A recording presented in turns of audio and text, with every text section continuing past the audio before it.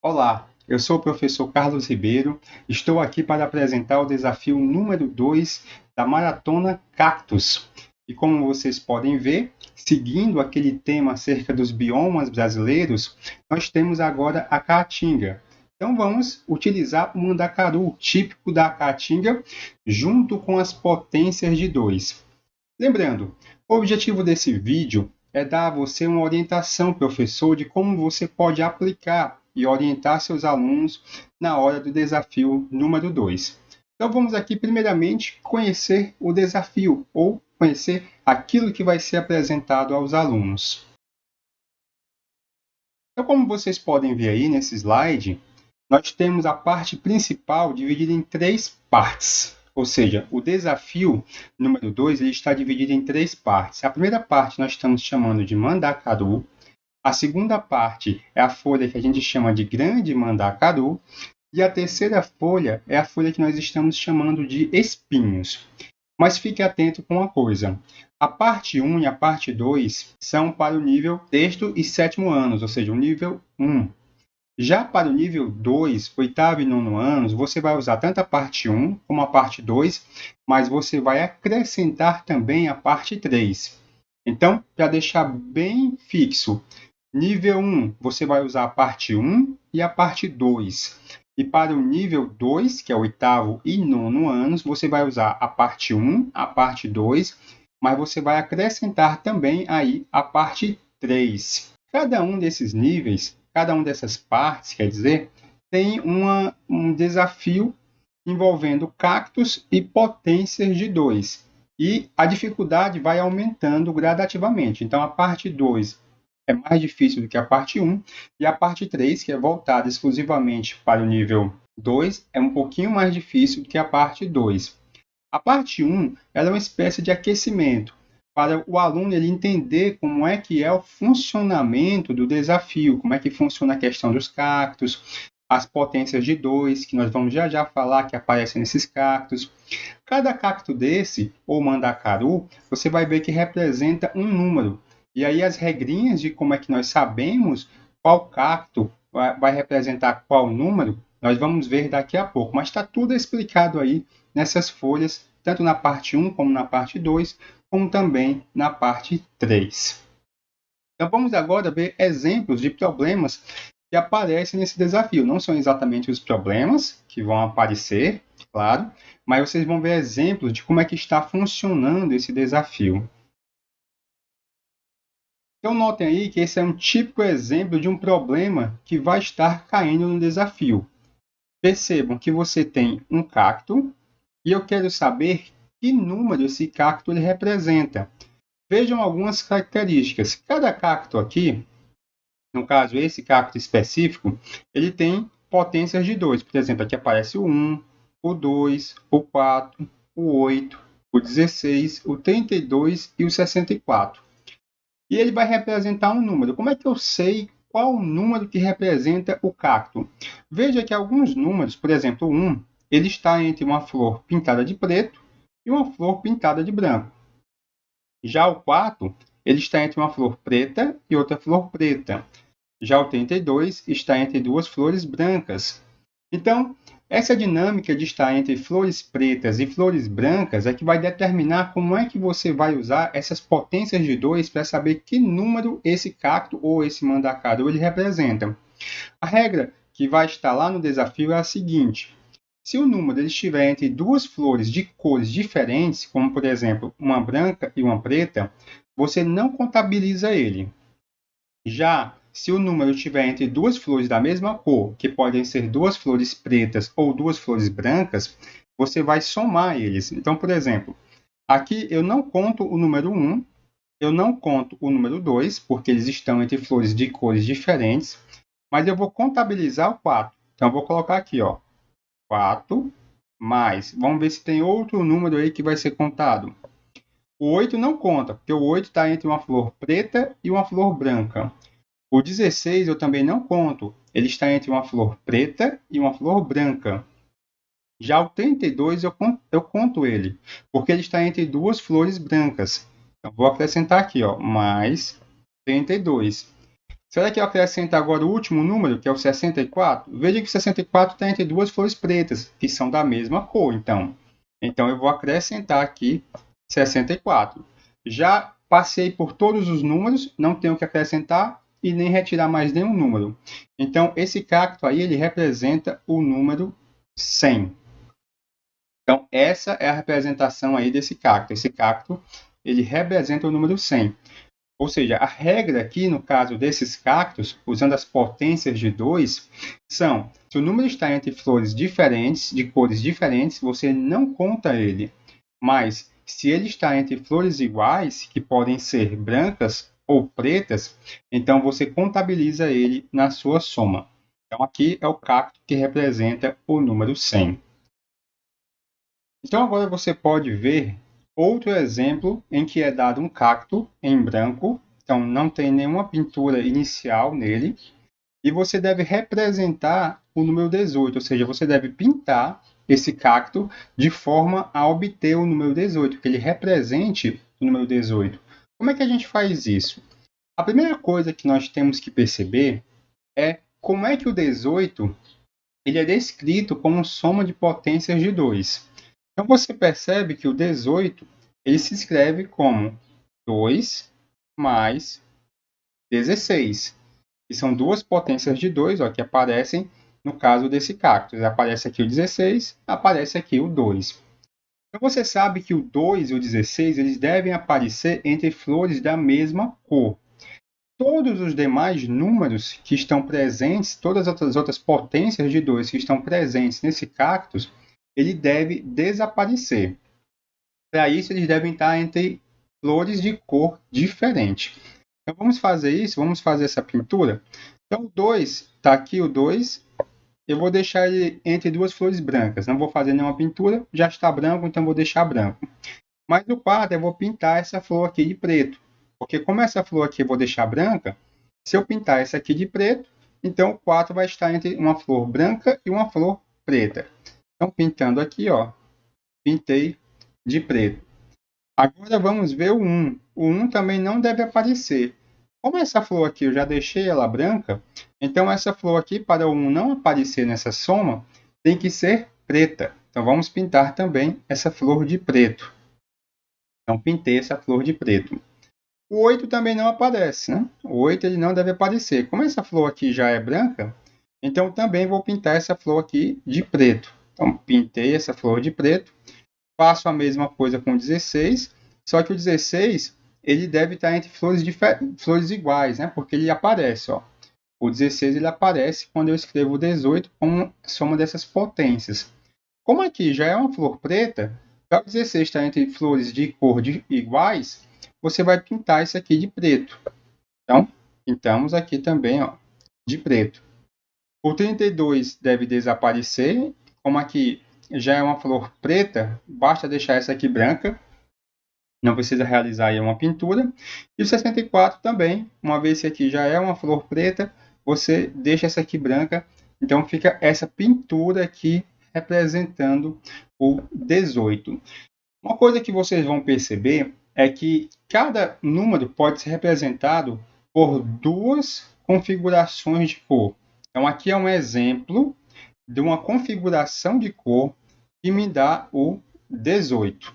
Vejam, eu deixei apenas o 2 e o 16 entre flores de cor igual. Então, está aqui entre flores pretas e aqui entre flores brancas. Uma outra pintura seria se você pintasse esse de preto, esse preto, esse preto, esse preto, esse branco, esse branco, esse branco e esse branco. Vocês podem até aí fazer como teste. Ou seja, se você inverter as cores, também dá o mesmo número. Vamos ver agora um terceiro tipo de desafio ou de problema que aparece no desafio número 2.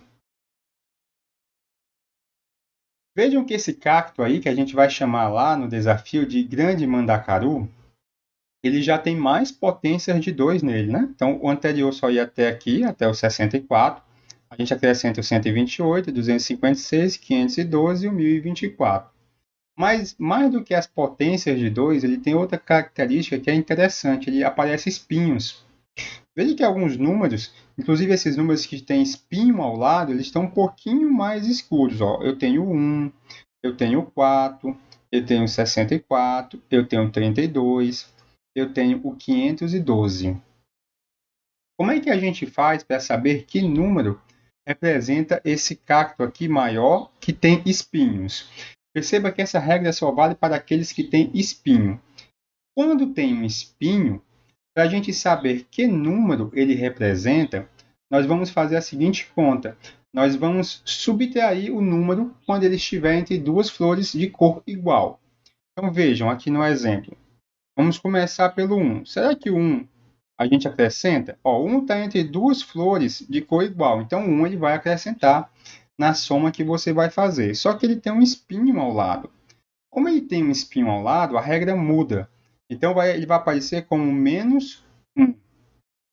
Então, você vai contabilizar o 1 como menos 1. Vamos verificar o 2. O 2 está entre duas flores da mesma cor. Ele também vai ser contabilizado. Como ele não tem espinho ao lado dele, então vai permanecer a mesma regra de antes. Ele é contabilizado, só que você vai somar ele. Então fica 1 mais 2. Vamos para o 4 agora. O 4 ele também está entre flores da mesma cor, só que ele tem um espinho do lado. Então ele vai aparecer, só que ele vai aparecer negativo. Então fica menos 4. Vamos agora para o 8. O 8 aparece? Não, o 8 não aparece porque ele está entre uma flor preta e está entre uma flor branca. Então você desconsidera o 8. Da mesma forma, você desconsidera o 16, que está entre flores de cores diferentes. Já o 32, ele está entre duas flores brancas, ou seja, mesma cor, mas ele tem um espinho do lado dele. Então, para você saber, para você contar ele, você vai contar ele como menos. Tem um espinho, você conta como menos. Se não tiver espinho e tiver entre flores da mesma cor, você conta como mais. Vamos agora para o seguinte. Então, agora você vai para o 64. 64 está entre flores de cores diferentes. Embora ele tenha um espinho, você não contabiliza ele, porque ele está entre uma flor branca e uma flor preta. Vamos para o 128. Está entre duas flores brancas e não tem espinho ao redor dele. Então, você contabiliza ele como mais. Então, fica mais 128. Vamos agora para o 256. Novamente, o 256 está entre uma flor branca e uma preta. Então, desconsidera ele. 512 está entre duas flores pretas. Então, você contabiliza ele. Só que você contabiliza ele como menos, ó, porque ele tem um espinho ao lado dele. Então fica menos 512. Por fim, o 1024 você não conta, porque ele está entre flores de cores diferentes, uma branca e uma preta. Então esse cacto aqui, ele representa esse número aí. Quando você faz essa soma, isso aqui vai dar menos 419. Então esse é o número que esse cacto representa. Então, esses exemplos aí que nós vimos, esses 3 exemplos, são 3 exemplos típicos de problemas que vão cair nesse desafio, fazendo apenas essa brincadeira com essa soma de potências. Agora fique atento, quando você for orientar o seu aluno, o cacto só vai ter essa regra, isso aqui só aparece para 8º e 9º anos. Para o sexto e 7º anos, não aparece esse cacto com espinhos, onde a resposta vai ser negativa, ou seja, esse tipo de cacto aqui, com espinhos, ele só aparece na parte 3 do desafio. Na parte 1 e na parte 2 não aparece cactos com espinhos. Na parte 2 você vai ver que aparece um cacto com mais potências de 2, mas ele não tem espinhos, ou seja, a regra é a mesma do cactozinho pequeno. Você vai somar apenas as potências que estão entre flores iguais, ou seja, brancas ou pretas.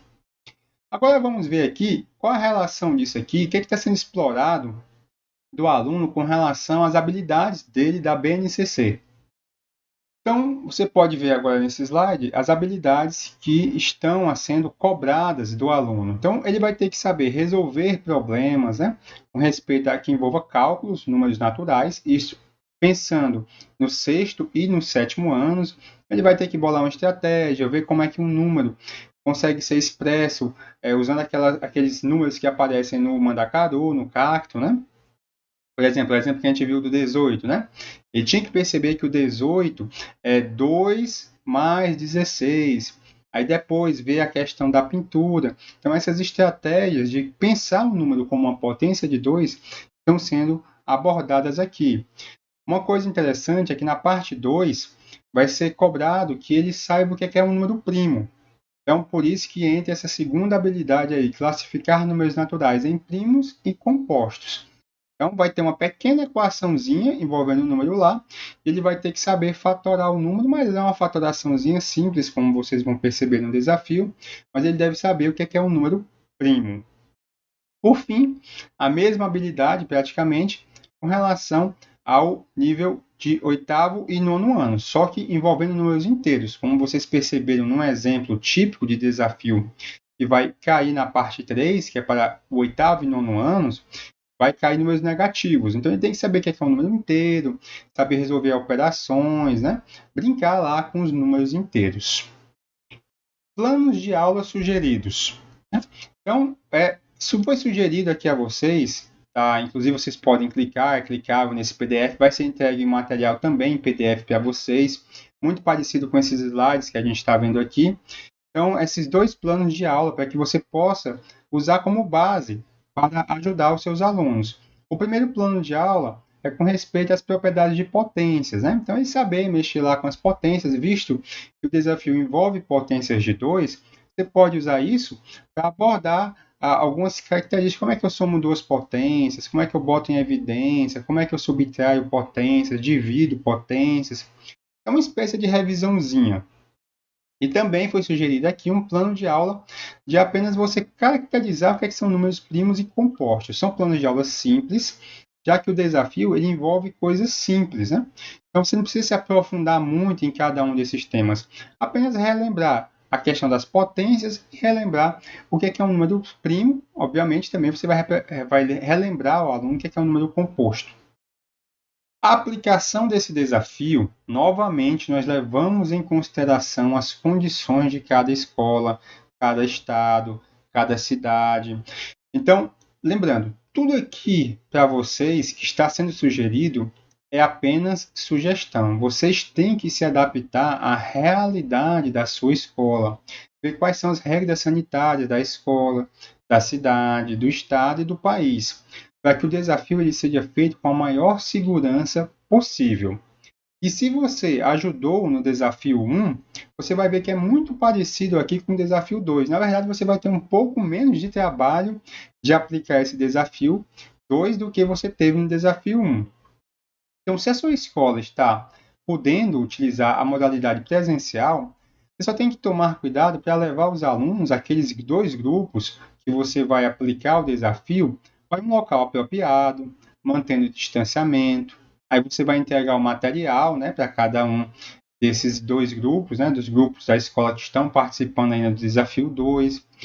Você instrui eles, né, como é que eles podem realizar o desafio. Vocês vão ver que no material do desafio está tudo explicadozinho com as instruções, são como se fossem probleminhas, né? São problemas de pinturas, como vocês perceberam, pintar os cactos, né? Pintar lá os mandacarus, as florezinhas, mas claro que vão surgir dúvidas e você deve ajudar os alunos com respeito a essas dúvidas, né? Eles entenderem como é o funcionamento do desafio. Incentivar sempre que em cada grupo de alunos eles interajam um com os outros, né? Tirem dúvidas também um com os outros. Ah, eu entendi isso, eu entendi aquilo, eu não entendi isso, eu não entendi aquilo. Então, faça com que eles interajam. Fixe um tempo. Nós sempre temos uma sugestão de tempo, mas, claro, isso aí é de acordo com a realidade da escola. Tem que ter uma semana, né, ao todo para aplicar o desafio, verificar todas essas questões, e isso fica de acordo com a realidade da escola. Uma vez finalizado, claro, você recolhe as respostas. Uma coisa importante que vai ajudar muito a gente aqui nessa correção é deixar claro para os alunos que as respostas devem ser justificadas. Então, o máximo de justificação que eles derem, de justificativa que eles derem, vai ajudar com que eles ganhem mais pontos. Então, deixe claro para eles, qualquer coisa que eles escrevam, que eles pensem, Por mais que eles achem às vezes bobagem, peçam para ele escrever, para ele justificar aquela resposta. Então, o grupo ele deve justificar a resposta a de cada um dos elementos do desafio. Agora, se sua escola está na modalidade híbrida, é muito parecido com a modalidade presencial. Você só vai ter que tomar cuidado que aqueles alunos que estão numa bolha, que fazem parte do grupo que vai fazer o desafio, que eles estejam na escola todos ao mesmo tempo. Então, se você tem 2 grupos que vão fazer o desafio, pode ser que o grupo 1 e o grupo 2 possam até fazer o desafio em dias diferentes, mas todos do grupo 1 devem vir para a escola no mesmo dia em que vão fazer o desafio, e todos do grupo 2 também devem estar na mesma bolha, ou seja, cada um dos elementos do grupo, os alunos do grupo devem estar na mesma bolha para que eles realizem o desafio juntos. O restante é igual a como foi sugerido com relação à aplicação presencial. Agora, se o seu colégio está ainda na modalidade online, a sugestão é aquela mesma com respeito ao desafio 1. Você vai fazer um grupo de WhatsApp para cada grupo de alunos em que você vai aplicar o desafio. Então, aí tem até uma sugestão de como você pode fazer essa nomenclatura, mas essa nomenclatura fica também de acordo com o que você achar necessário, é apenas uma sugestão.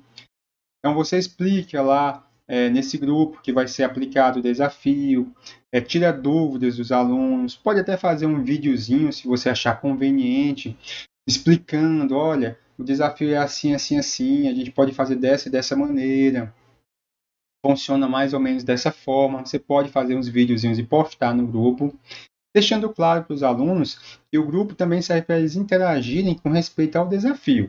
Então, cuidado para não deixar que o grupo vire uma bagunça, falando acerca de outras coisas. O objetivo do grupo, vai criar, se estiver na modalidade online, né? Você posta o PDF do desafio, para que o aluno ele tenha acesso, ou se de repente ele acha mais conveniente que ele não tem impressora em casa, então você pode providenciar que vá até ele, né, as folhas do desafio, para que ele possa fazer e pensar junto com os coleguinhas, né? Fique seu tempo, né? Desde que ele seja completado ao longo da semana aí que vai ser disponibilizado para vocês. Uma vez finalizado, uma vez que finalizou o desafio, o grupo finalizou o desafio, você faz o recolhimento. Então, pessoal, é isso. Espero que esse vídeo aí ajude a vocês, professores, a aplicar o desafio. Lembrando que a equipe Cactus está em inteira disposição de vocês, o que vocês precisarem, o que vocês tiverem de dúvida com respeito a esse desafio. Então, nós estamos à inteira disposição de vocês. Então, um bom desafio a todos.